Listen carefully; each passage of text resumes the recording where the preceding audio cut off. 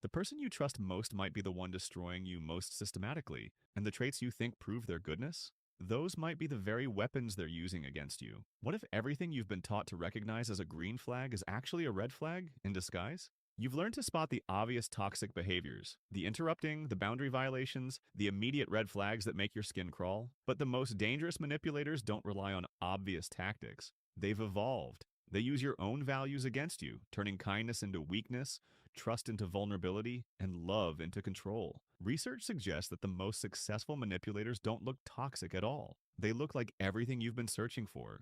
Dr. Martha Stout's work at Harvard reveals that psychopaths and manipulators specifically study what healthy people want to see, then perform those exact behaviors to bypass psychological defenses. Studies indicate that when someone appears to display positive traits early in a relationship, our critical thinking actually decreases by up to 40%. We stop looking for problems because we think we've found the solution. Psychologists have observed that this creates what they call false positive safety. Your guard drops precisely when it should be highest, because the most sophisticated predators don't break down your walls, they get you to open the gate yourself. Here are 12 green flags that are actually red flags in disguise. The first green flag that's actually a red flag is excessive early generosity.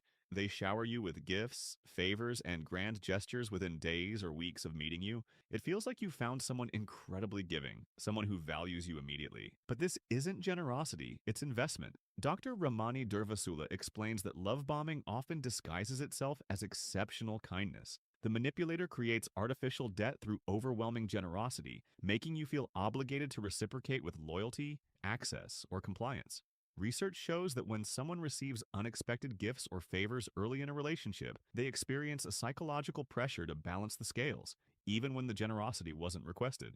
Notice how their generosity feels slightly overwhelming, how it comes with subtle expectations, how saying no to their gifts makes you feel guilty. That discomfort isn't ingratitude. It's your instinct recognizing that this kindness has strings attached. Real generosity doesn't create debt. Manipulative generosity always does. The second green flag that's actually a red flag is perfect listening skills. They remember everything you say, ask thoughtful follow-up questions, and seem genuinely fascinated by your thoughts and experiences.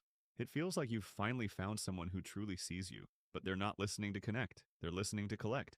Studies in forensic psychology show that manipulative individuals demonstrate exceptional memory for personal details not out of care, but as information gathering. Every story you tell, every fear you share, every dream you mention becomes data in their psychological profile of you. They're building a blueprint of your vulnerabilities, your triggers, your desires. Notice how their questions feel slightly probing, how they remember details that even close friends forget, how they bring up things you mentioned weeks ago at strategically convenient moments. That's not exceptional memory, it's reconnaissance. They're not falling in love with who you are, they're studying who you are so they can become who you need. The third green flag that's actually a red flag is instant deep connection. Within hours or days, you're sharing things you've never told anyone, feeling understood in ways you've never experienced, convinced you found your soulmate or best friend.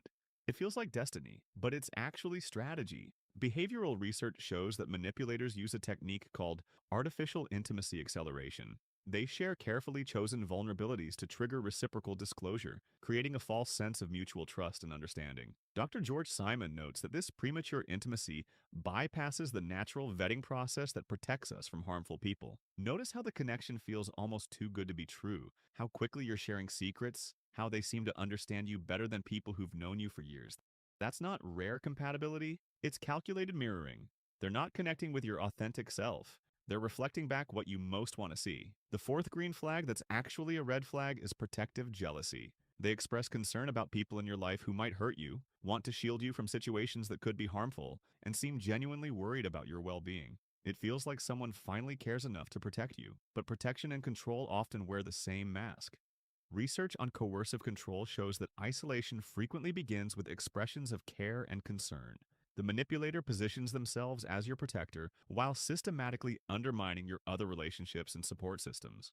Studies indicate that this protective behavior often escalates gradually, starting with reasonable concerns and evolving into complete social isolation. Notice how their protection feels slightly possessive, how their concerns about others seem to increase over time, how their worry about your safety begins to limit your freedom. That's not love. That's ownership. Real protection empowers you to make your own choices. Manipulative protection makes those choices for you.